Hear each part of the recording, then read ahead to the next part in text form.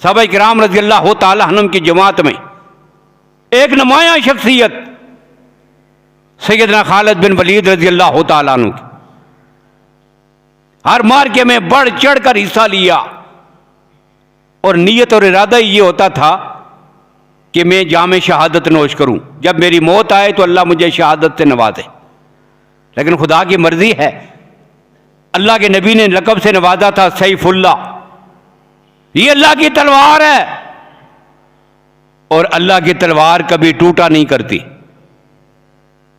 اب شہادت ظاہری شہادت نہیں تھی مقدر میں۔ وفات کیسے ہوئی؟ گھر میں اپنے بستر پر بیمار ہوئے، آخری عمر میں فوت ہوئے بیمار ہو کر۔ اور قرآن پاک میں جو دوسرے پارے میں قرآن پاک کی ایک آیت ہے، الم تر الی الذین خرجوا من دیارہم وہم الوف حذر الموت،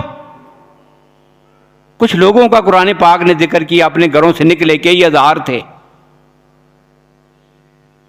حذر الموت، موت کے ڈر کی وجہ سے آبادی چھوڑ کے بھاگ گئے۔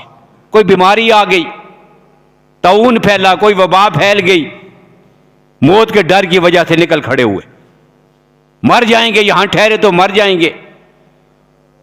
اب خدا کی شان، اللہ نے سب کے سب کو جو بھاگ کر شہر سے باہر گئے تھے ان پہ موت مسلط کر، سب مر گئے۔ فقال لهم اللہ موتوا، موت آ گئی، سب مر گئے سب۔ اور مارنے کے بعد اللہ نے پھر زندہ کیا، فاحیاہم، اللہ نے دوبارہ ان کو زندہ کیا۔ پھر سوال کیا، بتاؤ نا زندگی اور موت کس کے ہاتھ میں ہے؟ یہ تو میرے ہاتھ میں ہے۔